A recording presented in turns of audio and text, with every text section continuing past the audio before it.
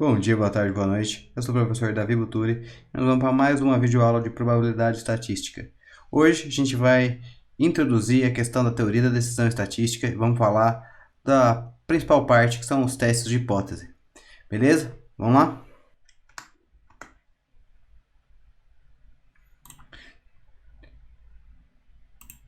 Então, na aula de hoje a gente vai fazer uma introdução, definir o que são os testes de hipótese, né? Definir o que é a teoria da decisão estatística.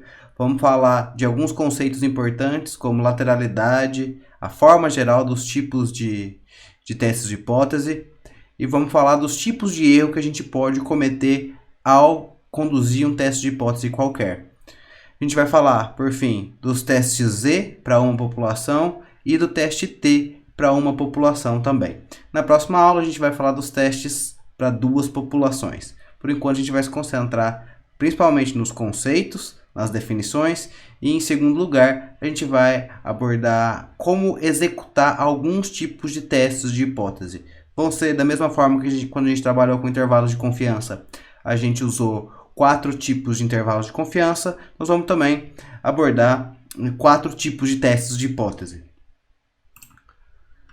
Então, quando a gente retira uma amostra de uma determinada população, a gente sempre está com o objetivo de realizar inferências a respeito dos parâmetros dessa população, né? Dos parâmetros da distribuição dessa população, melhor dizendo, né? Então, hoje a gente, quando a gente trabalhou com estimação, a gente buscou maneiras de aproximar os valores dos parâmetros da distribuição, e agora a gente vai tomar decisões a respeito dos parâmetros dessa população. Ou a gente vai tirar conclusões a respeito dos parâmetros dessa população. Então, às vezes existe um referencial, um valor de limiar que tem algum significado para uma determinada população, né? Então a gente pode testar, formular hipóteses e testar as hipóteses quando existe esse tipo de limiar ou de referencial a respeito do valor que esse parâmetro pode assumir, né? Claro, a gente vai fazer isso daí baseado numa amostra. Então a gente também pode fazer testes de hipótese ao comparar duas populações, né? Duas ou mais populações. A gente vai se concentrar até nos testes de hipótese, em falar testes de hipótese de até duas populações. E verificar se duas populações inicialmente diferentes podem ser representadas pela mesma distribuição. E se elas puderem ser representadas pela mesma distribuição, significa que elas têm os parâmetros das distribuições que elas são provenientes são iguais, né?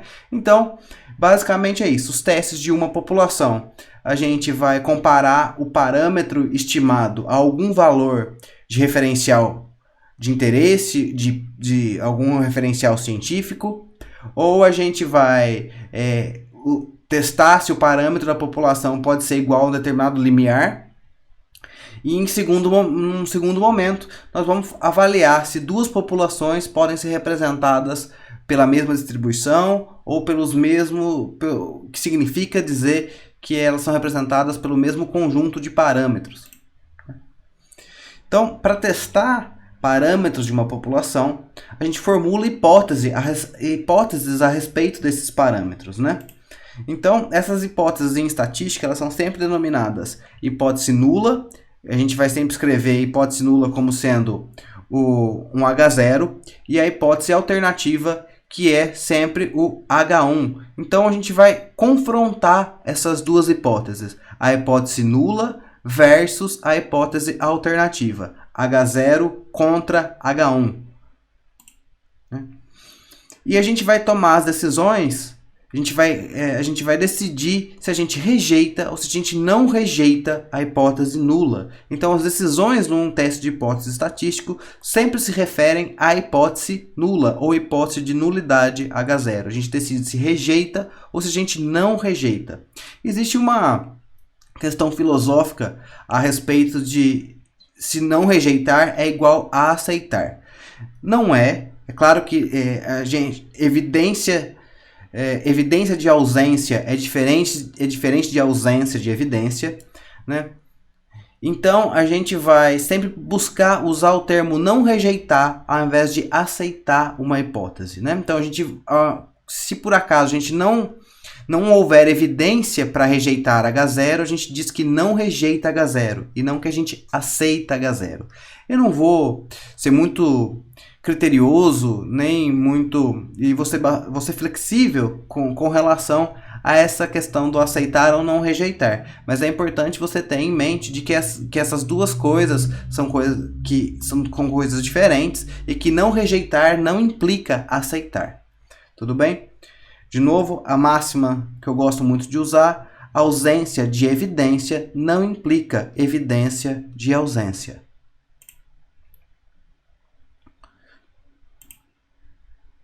O que eu estava te falando, né?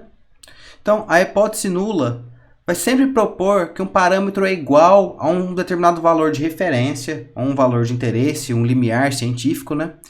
E a hipótese alternativa vai especificar um conjunto de valores complementares àqueles que existem na hipótese nula, né? Hipótese nula e hipótese alternativa, se você puxar lá da memória da teoria de conjuntos, elas são conjuntos complementares, né?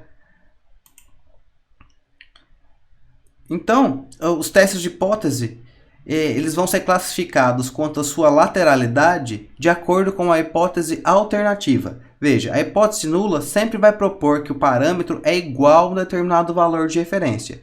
E a gente vai negar a hipótese nula de 3 formas diferentes. Ou a gente vai dizer, na hipótese alternativa, que o valor do parâmetro é diferente do valor de referência, que origina um teste bilateral. Se a gente disser que o parâmetro é maior que o valor de referência, então a gente está numa situação de unilateral à direita. E se a gente se a gente negar a hipótese nula, dizendo que o valor do parâmetro é menor que o valor de referência da hipótese nula, então a gente tem um teste unilateral à esquerda. Então, diferente de é bilateral.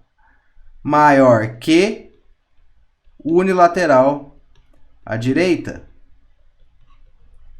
Menor que unilateral à esquerda. Tranquilo? Então, para você talvez lembrar qual que é a lateralidade do teste, se é direita ou esquerda, no caso unilateral, você pode imaginar que é uma setinha. A setinha aponta para a direita, é um teste unilateral à direita. A setinha aponta para a esquerda, é um teste unilateral à esquerda. Então, as diferentes formas que a hipótese alternativa pode assumir num determinado teste de hipótese, a gente chama de lateralidade do teste. Isso tem implicações importantes a respeito dos tipos de erro que a gente pode cometer ao executar um teste de hipótese qualquer, né? Então, vejamos. Vamos ver como é que funciona um teste de hipótese geral. Então, sejam y1, y2, yn realizações independentes de uma variável aleatória. Ou seja, a gente está falando de novo de amostra aleatória, né? De uma população y com função densidade de probabilidade ou função de probabilidade representada por um parâmetro θ aqui. E θ, é claro, é um parâmetro desconhecido e é por isso que a gente está fazendo inferência, né? Então, a gente pode, para essa amostra, testar 3 coisas diferentes, né? Que na hipótese nula, sempre propondo igualdade, né? Então, θ é igual a θ0, que é um valor conhecido de interesse, é um valor numérico, né? Então, a hipótese nula, o parâmetro θ é igual a um valor θ0, contra a alternativa de que θ é diferente do valor θ0. Então, teste bilateral. Nossa, que horrível. Pera aí, vou escrever de novo, porque está muito feio, né? É um teste bilateral. Se a gente negar H0 de outra forma, se a gente disser que θ não é igual a θ0, mas que θ é maior que θ0, então a gente está numa situação lateral, setinha apontando para a direita, unilateral, à direita. E a terceira forma de negar a hipótese nula é dizer que θ não é igual a θ0. θ é menor que θ0. Unilateral à esquerda. Então, essas são as formas gerais de um teste de hipótese estatístico que compõe a teoria da decisão estatística. No mundo ideal, o teste de hipótese sempre rejeita a hipótese nula se ela for falsa na população. E sempre vai não rejeitar, né, ao invés de aceitar, ela sempre não rejeita H0 quando a hipótese na população H0 for verdadeira. Acontece que a gente está lidando só com uma amostra, com uma parte do todo, então a gente está sujeito a cometer erros ao tirar as conclusões a respeito da população. Então tem duas formas de a gente cometer erros ao executar um teste de hipótese. A gente vai chamar erro tipo 1, rejeitar H0 quando H0 é de fato verdadeira na população. E o erro tipo 2 é aceitar H0, né? Ou melhor, não rejeitar H0 quando na população H0 é de fato falsa. Né? Então, a nossa preocupação aqui com esses tipos de erro é, na verdade, quantificar a incerteza sobre a decisão do nosso teste de hipótese. Então, a gente vai usar de probabilidade para de alguma forma, controlar os tipos de erro. Né? Então, esse quadro resume bem os nossos tipos de erros possíveis. Né? Então, uma coisa é a realidade, o que acontece na população. Lá é uma coisa inacessível, a gente não sabe. E outra coisa é a decisão que vai acontecer no nosso teste de hipótese. Então, se a gente rejeita a hipótese nula quando ela é falsa, ok. Né? Então, a gente tomou a decisão correta. Se a gente rejeita a hipótese nula quando ela é de fato verdadeira, então a gente cometeu um erro tipo 1, que a gente chama com probabilidade alfa. Né? Então, o nível de significância é, na realidade, lá do intervalo de confiança, o nível de significância que a gente usava lá no intervalo de confiança é a probabilidade de erro tipo 1 num teste de hipótese. Na verdade, toda vez que a gente conduz um teste de hipótese, a gente poderia substituir por um intervalo de confiança. A gente só estudou intervalos de confiança que são bilaterais, mas a gente poderia ter construído intervalos de confiança unilaterais também. E sempre é possível obter um teste de hipótese por meio da inversão de um intervalo de confiança. Então, o intervalo de confiança e testes de hipótese eles estão completamente associados. Tá? Apesar de a gente tá falando de tá na unidade 3 agora, né? Saiu da unidade 2 de estimação e está em teoria da decisão agora, essas coisas são sempre interligadas, tudo bem? E, por outro lado, se a decisão do teste fala para a gente não rejeitar, né? Fala para a gente não rejeitar H0,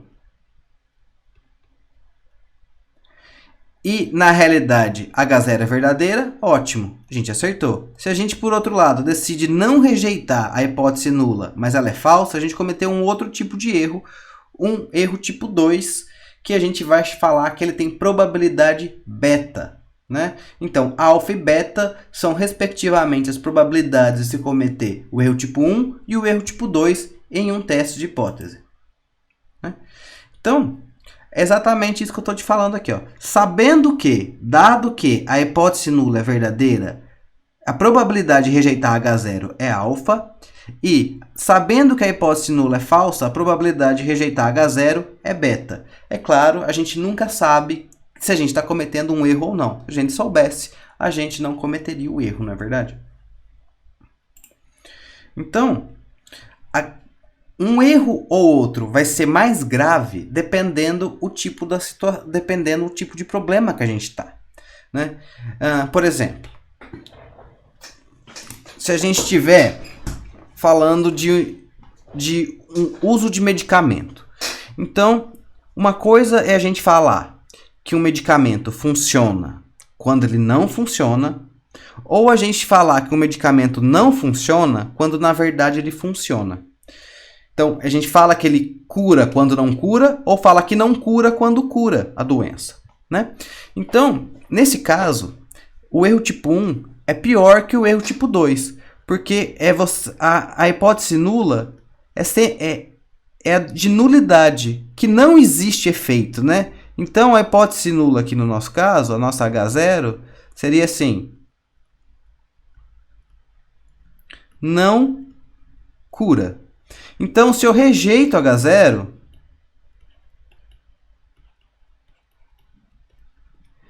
então cura. Certo?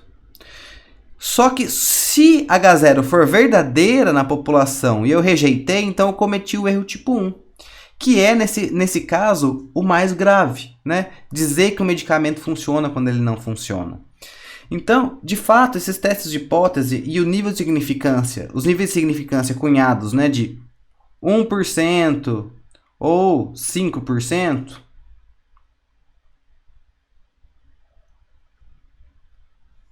deixa eu apagar aqui, tá meio lentinho.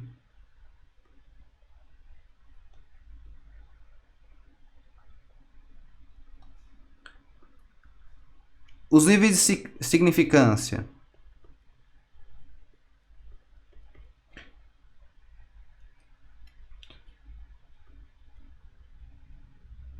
de 1%, de 5%, foram cunhados lá na área médica, lá na área farmacêutica, e é por isso que a gente costuma ver muito nos trabalhos científicos a adoção desses níveis de significância, porque normalmente nessas áreas o erro tipo 1 é muito pior que o erro tipo 2, como a gente pôde ver, mas nem sempre esse é o caso, né?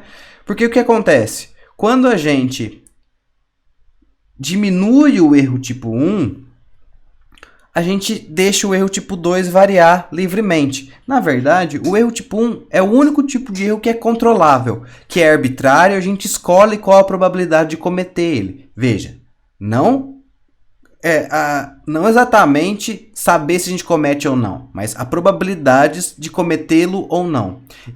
O alfa, é a única coisa que a gente consegue controlar. O beta não é controlável, pelo menos nesses testes que a gente vai ver aqui. Existem até testes, os testes chamados testes sequenciais, em que a gente consegue controlar alfa e beta ao mesmo tempo. Mas em todos os nossos casos aqui, e na maioria dos artigos científicos, o que aparece não são os testes sequenciais, são os testes de significância, que são esses que a gente está vendo aqui.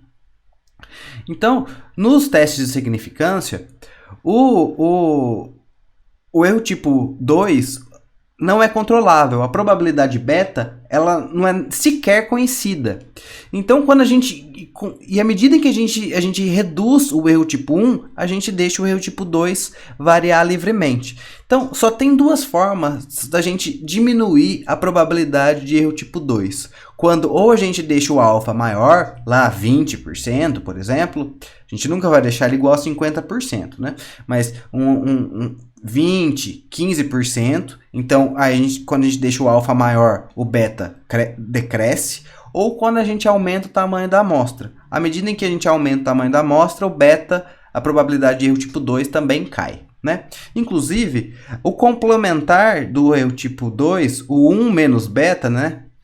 É o que a gente chama de poder de um teste. É a capacidade de um teste de hipótese de detectar uma hipótese nula falsa, né? Então, esse é o poder do teste, né? O 1 menos beta. Há casos em que o beta é mais grave, né? Inclusive, em que o erro tipo 2 é mais grave. Mas isso daí vai depender muito da aplicação e do problema que a gente estiver abordando.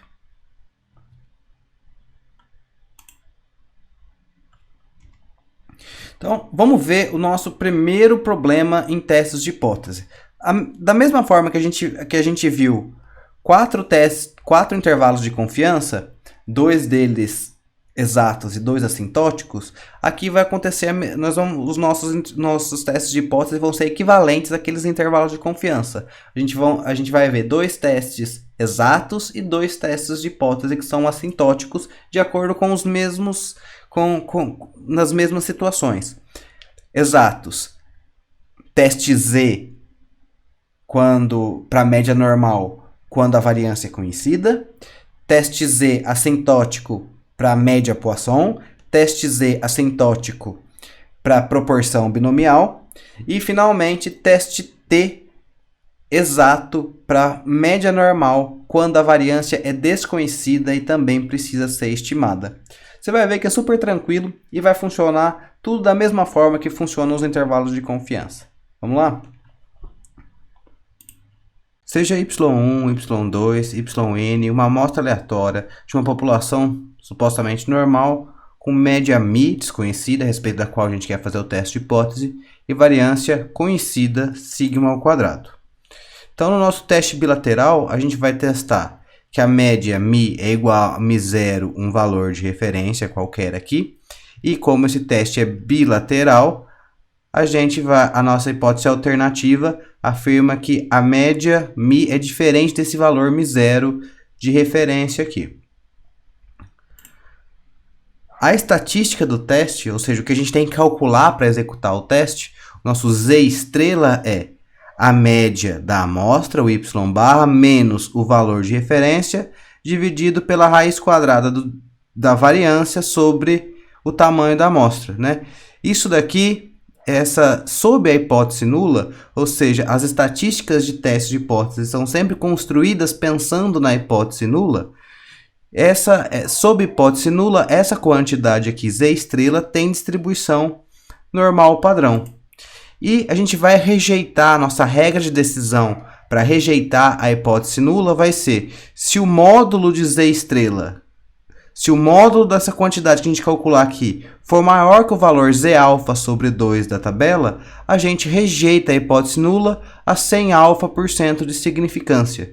E o valor de z alfa sobre 2 é o mesmo que a gente usava para construir os intervalos de confiança. Por exemplo, para executar um teste a 5% de significância, você já sabe que se o alfa é igual a 5%, então alfa sobre 2 vai dar 0,025 e o valor de z da tabela z que corresponde a esse alfa de 0,025 é 1,96, aproximadamente 1,96. Então, para executar um teste a 5% de significância, rejeitar a hipótese nula 5% de significância, a gente vai rejeitar se o valor calculado de z estrela for em módulo maior que 1,96. Se for executar um teste a 1% de significância, esse valor vai ser 2 alguma coisa. Se for executar um teste a 10% de significância, esse valor vai ser aproximadamente 1,64, 1,65. E assim por diante, esses valores, essas quantidades da tabela Z são as mesmas que a gente olhava para o intervalo de confiança, né? Por outro lado, se a gente for executar um teste unilateral, a gente tem, né, dois tipos de hipótese alternativa. A hipótese nula é sempre da igualdade, então a média μ é igual a esse valor de referência μ0, contra uma alternativa. Se a alternativa for unilateral à direita, seta apontando para a direita, né, a média é maior que esse valor de referência. E a segunda possibilidade minha alternativa é que a média é menor que μ0, o valor de referência. Nesses casos, a gente também vai calcular a mesma quantidade z estrela, né? Nosso z estrela para o teste z para a média normal com variância conhecida é y barra menos μ0 sobre sigma dividido por raiz de n, né? Então, a gente vai rejeitar a hipótese nula agora se o valor de z estrela em módulo for maior que z alfa. Olha só aqui. Observe aqui que o alfa nos testes bilaterais não vai dividido por 2.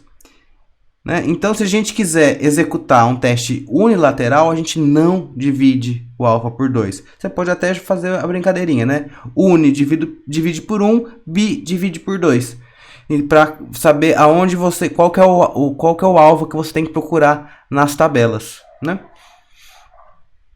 Essa é a única diferença do que a gente estava acostumado do intervalo de confiança, né? Então, note que no teste bilateral, a única diferença entre o bilateral e o unilateral é que, ao invés de a gente olhar na tabela o valor de Z alfa por 2, a gente vai olhar no valor de Z alfa, né? Vamos ver esse exemplo aqui. Desejo saber a média das alturas de homens adultos em São João del Rei, se ela é 1,70 m. Já conhecendo que o desvio padrão dessa população é 5 centímetros. Então, a gente já sabe aqui que do enunciado, então sempre vai ser esse o caso, uma vez que a variância é conhecida, ela tem que ser fornecida no problema, né? Então, aqui o nosso sigma é igual a 5. Poderia te dar sigma ao quadrado também, igual a 25, tranquilo, sem problema nenhum, né? Então, a gente quer testar Mi igual a 170, que é o nosso valor de referência, também tem que estar disponível no enunciado. Então, nosso Mi0 é igual a 170 centímetros, versus uma hipótese alternativa, que é a média diferente de 1,70 m. Veja só, isso tem que ser um teste bilateral, porque não tem nada no enunciado que me aponte para uma possibilidade de usar um teste unilateral. A verdade é que sempre que a gente puder executar um teste unilateral, a gente vai executar um teste unilateral, porque os testes unilaterais são mais poderosos que os testes bilaterais. Os testes unilaterais têm menor erro tipo 2 do que os testes bilaterais. Por outro lado, a desvantagem do teste unilateral é que ele requer uma informação prévia antes da coleta dos dados para a gente poder executar os testes unilaterais. Então, eu preciso ter alguma informação no meu problema, no meu enunciado, para que eu possa, de fato, executar um teste unilateral, né? Ainda assim, sempre que a gente puder, a gente vai preferir o teste unilateral ao bilateral, mas só quando a gente tiver, de fato, essa possibilidade. Então, vamos supor que para realizar esse teste aqui bilateral, porque eu não tenho nenhuma razão para desconfiar de antemão de que os homens de São João del Rei sejam mais baixos ou mais altos que 1,70 m, então por isso uma alternativa bilateral, foram medidas as alturas de 8 homens maiores de 18 anos escolhidos aleatoriamente. Então a minha amostra aleatória é de tamanho 8, né? Nzinho igual a 8 aqui, né? Ok, então a gente só precisa agora saber os valores observados na amostra para poder calcular o y barra. Aí, suponha que a média amostral observada, então a gente ia ter uma sequência de 8 valores, e a gente usar essa sequência dos 8 valores para calcular a média amostral, tenha sido 1,66 m. Então, a estatística Z, o Z estrela, vai ser y barra menos Mi0, dividido pela raiz quadrada de sigma ao quadrado, que dá sigma, né? Sobre a raiz quadrada do tamanho da amostra. Bom, eu observei 1,66 m, então tá aqui, menos o valor de referência Mi0, que é dado no problema. 5 é o desvio padrão, como a variância é conhecida, o desvio padrão também é conhecido, foi informado no problema, sobre a raiz quadrada do tamanho da amostra. Resolvendo essa continha aqui, a gente tem aí que o nosso valor de Z estrela é menos 2,26. Para realizar o teste bilateral a 5% de significância, a gente vai encontrar que o valor de Z alfa sobre 2 na tabela é 1,96. Então, como em módulo o valor de Z estrela é maior que o valor do módulo lá da tabela Z, a gente conclui. A gente rejeita a hipótese nula e conclui que a média das alturas dos homens em São João del Rei é diferente de 1,70 m. Veja só, é estranho concluir que é diferente, né? A gente rejeitou a hipótese nula, que falava que a média era 1,70 m, né? Agora, a gente observou que y barra era 1,66 m, né? 166. a gente rejeitou essa hipótese aqui, H0. Então, a nossa alternativa é que era diferente porque a gente não tinha nenhum motivo de antemão, né, para desconfiar que os homens eram mais altos ou mais baixos que essa altura aqui. Acontece que a gente observou isso aqui. A gente observou que os homens são de fato mais baixos e a gente rejeitou a hipótese nula de 1,70 m. Então a gente não vai concluir que simplesmente a altura média dos homens de São João del Rei é diferente de 1,70 m, apesar dessa ser minha alternativa. A gente vai concluir que a média das alturas dos homens em São João del Rei é menor que 1,70 m, porque 1,66 m é menor que 1,70 m. Então, apesar de executar um teste bilateral, as conclusões são sempre unilaterais. Às vezes a gente tem que executar o teste bilateral porque a gente não tem essa informação de antemão. Mas a conclusão de um teste de hipótese é sempre unilateral. Tranquilo?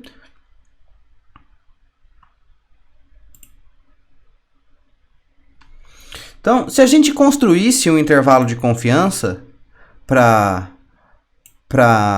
média normal com variância conhecida, ou seja, a gente ia construir um intervalo de confiança baseado na distribuição Z, a gente ia observar esse intervalo de confiança aqui, que é a média das alturas, que a altura média dos homens de São João del Rei estaria entre 1,62 m e 1,69 m e uns quebradinhos aqui.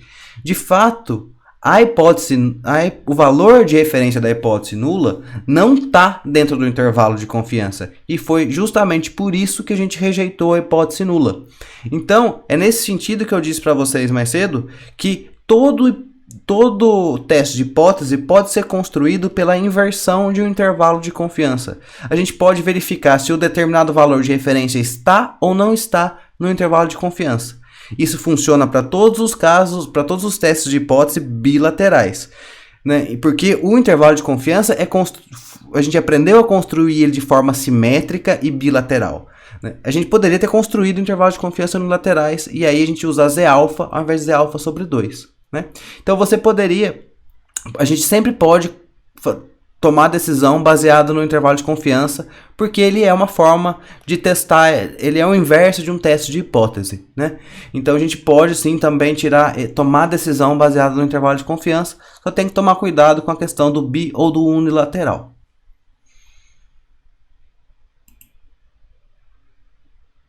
Então, é o que eu estava falando para você, né?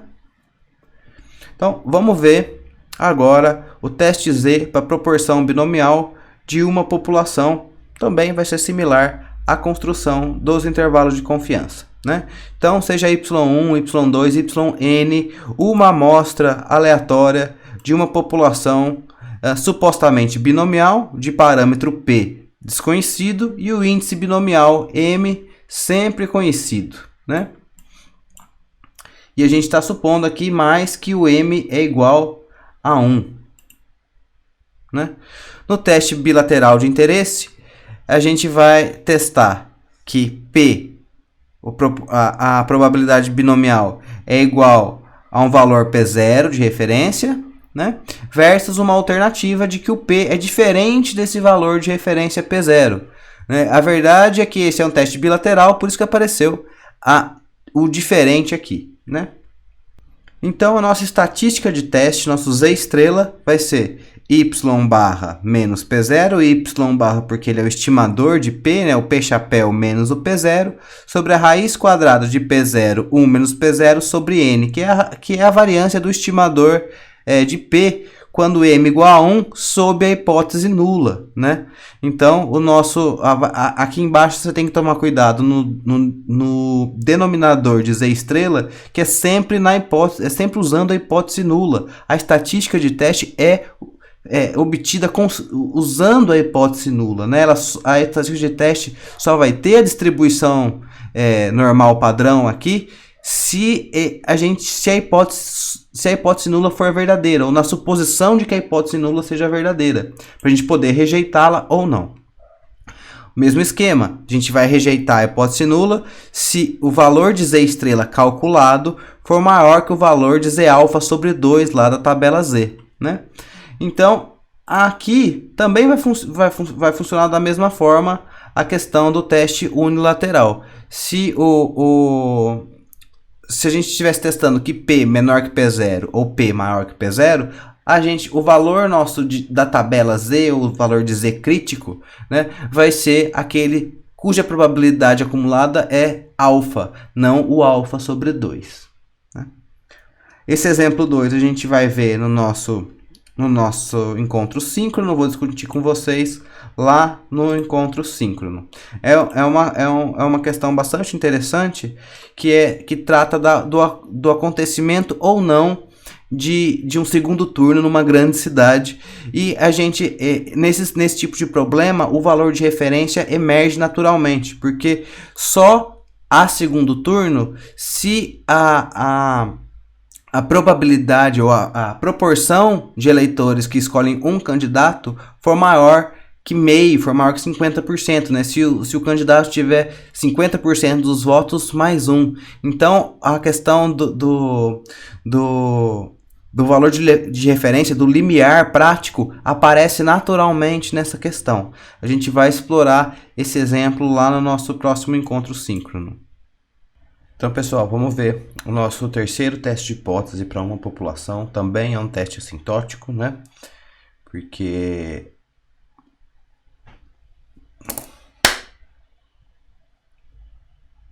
então, pessoal, vamos ver o nosso terceiro teste de hipótese, que também é um teste assintótico para a média Poisson de uma população. Então, o princípio é o mesmo. A gente tem lá uma amostra aleatória de tamanho n, y1, y2, yn, que a gente retirou da população, que a gente supôs que ela segue uma distribuição Poisson de parâmetro lambda. Então, no teste bilateral, a gente está interessado em testar na hipótese nula sempre a igualdade, não é verdade? Então, lambda é igual a um valor de referência numérico, lambda 0, contra uma alternativa de que lambda é diferente desse valor de referência lambda 0. Porque ele é bilateral, então existe a proposta na alternativa de que o valor de lambda é diferente do valor de referência. A nossa estatística de teste Z estrela vai ser y barra menos o valor de referência dividido pela raiz quadrada de lambda 0, que é o valor sob hipótese, sobre o tamanho da amostra. Né? Então, veja, o lambda 0 aparece aqui no lugar, comparando com a questão normal, com o teste de hipótese para média normal, no lugar do sigma ao quadrado, e comparando com o teste binomial, que aparece aqui P0, 1 menos P0, né? Então, sempre aqui a variância sob a hipótese nula. Na normal aparece o sigma ao quadrado conhecido, porque a variância e a média na distribuição normal são completamente independentes, né? No modelo normal. A regra de decisão sempre a mesma. Se o módulo do valor calculado for maior que o valor tabelado, a gente rejeita a hipótese nula. Claro, o teste é bilateral, a alternativa é de diferença, então a gente divide o alfa por 2. Une divide por 1, fica igual, fica alfa. Bilateral divide por 2, a gente vai rejeitar. Então, se essa condição for verdadeira, a gente rejeita sem alfa por cento de significância a hipótese nula. Então, esse problema que a gente vem trabalhando, né, da questão dos dependentes na indústria, de uma determinada indústria, a gente vai continuar explorando esse problema. Isso daí também vai fazer parte da segunda avaliação em grupo que vocês vão preparar, né? Então, as questões pertinentes aos testes de hipótese para esse problema, a gente precisa considerar algumas coisas. Vamos supor que o limiar seja dois dependentes para optar por um tipo de plano ou outro tipo de plano de saúde para os trabalhadores na empresa. Então, esse daí já tem uma ideia do tipo de teste que se deve aplicar, ou qual é o valor de limiar para executar um teste de hipótese, né, para esse problema. qual que é nessa situação, qual que deve ser um teste de hipótese adequado? Lembrando que o teste de hipótese está sempre associado, toda a inferência estatística vai estar sempre associada ao modelo probabilístico que a gente está disposto a assumir para o funcionamento da população. E a gente tem que levar em consideração a lateralidade do teste sempre e quais os tipos de erro que podem ser mais graves para uma determinada situação. Se o erro tipo 1 for mais grave, a gente escolhe um alfa pequenininho. Se o erro tipo 2 for mais grave, a gente prefere um alfa um pouco maior. Então, erro tipo 1 mais grave, às vezes o alfa 1%, 0,1% em alguns casos, até 5% no máximo. Se o erro tipo 2 for mais grave, a gente vai lá e escolhe um alfa de 10%, 15%, até no máximo também aí 20%, caso o erro tipo 2 seja o mais grave. E vamos finalmente ver o nosso último teste de hipótese para uma população, que é um teste T, assim para a média normal com variância desconhecida. Então, quando a gente estudou o intervalo de confiança, a gente tinha dois intervalos de confiança para a média normal. Um quando a variância era conhecida e outro para a variância desconhecida. Os dois intervalos de confiança exatos, né? No teste de hipótese é a mesma coisa. A gente vai ter dois tipos de testes de hipótese para a média normal. Um com a variância conhecida, que é o teste Z, que a gente viu em primeiro nessa aula. E o segundo teste de hipótese, que é o teste T, quando a variância da distribuição normal é desconhecida e, em geral, é esse o caso que mais acontece. Dificilmente a gente conhece o valor de parâmetro da população. Então vamos lá, a gente tem aí uma amostra aleatória Y1, Y2, Yn de uma população que a gente supõe normal, de média, μ e variância também desconhecida, sigma ao quadrado. Se a gente vai executar um teste bilateral para essa população, né, a gente tem que μ é supostamente igual a um valor de referência, μ0, sempre nossa hipótese nula, sempre igualdade, né? Versus contra uma alternativa de que μ, a média populacional, é diferente do valor de referência μ0, né? A estatística do teste agora vai ser, ao invés de Z estrela, vai ser uma estatística de teste T estrela, né? Então, y barra, média amostral, menos o valor de referência μ0, e o que trocou de Z para T foi, ao invés de usar sigma aqui, a gente tem S, que é a variância amostral, né? Isso daqui, a estatística de teste, supondo que a hipótese nula seja verdadeira, terá a distribuição T com n-1 graus de liberdade. Então, é onde a gente, ao mesmo lugar que a gente olhava na tabela T para construir um intervalo de confiança, a gente vai olhar na tabela T para executar o teste de hipótese para a média de uma população normal com variância desconhecida. Regra de decisão, a mesma. Se o valor calculado em módulo for maior que o valor tabelado com alfa sobre 2, porque o teste é bilateral, a gente rejeita H0 a 100 alfa% de significância. E é claro, se o valor em módulo de T estrela for menor que o valor tabelado, a gente não rejeita a hipótese nula, né? A gente vai sempre olhar na tabela T, na coluna com o nível de significância adotado, né? E na linha V com n-1 grau de liberdade. A gente vai ver. Vou resolver o exemplo aqui com vocês, né? Então, se a gente tiver o teste unilateral ao invés do teste bilateral, são duas possibilidades. A hipótese nula é sempre de igualdade. A hipótese alternativa, no unilateral à direita, a gente nega a hipótese nula e diz que a média da população é maior que o valor μ0 de referência. E no teste unilateral à esquerda, a alternativa nega a hipótese nula ao afirmar que μ é menor que o valor μ0 de referência, né? Em ambos os casos, a gente vai rejeitar a hipótese nula se o módulo de T estrela, né, se o valor absoluto da estatística calculada for maior que o valor de T tabelado. Só que ao invés de a gente dividir alfa por 2, a gente simplesmente usa diretamente o alfa para consultar o valor de T tabelado. Então, teste unilateral, não divide, conserva o alfa, olha diretamente o alfa na tabela. Depois de escolher, claro, dependendo do tipo de erro, né? Mas aí, se o teste for bilateral, a gente divide o alfa por 2. Então, do teste bilateral para o unilateral, a única coisa que a gente mudou é o alfa dividido por 2. Os graus de liberdade são os mesmos, né? N-1 e N-1 nos dois casos. No teste bilateral, alfa dividido por 2. Unilateral não divide o alfa por 2. Vamos dar uma olhada que é no exemplo 3, que é, na verdade, o mesmo exemplo 1, só que agora supondo que a variância seja desconhecida. Então, vamos supor que a gente queira testar, avaliar se a média das alturas dos homens adultos em São João del Rei é 1,70 m. Então, a gente quer testar que μ é igual a 1,70 m versus uma alternativa de que μ é diferente de 1,70 m. Se foram medidas alturas de 8 homens maiores de 18 anos, escolhidos aleatoriamente, a gente tem uma amostra aleatória de tamanho 8, né? O nosso N é igual a 8. Então, o que implica que, como a variância é desconhecida, os nossos graus de liberdade aqui, o nosso V vai ser 8 menos 1, né? Então, a gente vai ter 7 graus de liberdade, que é a linha da tabela T em que a gente tem que olhar, né?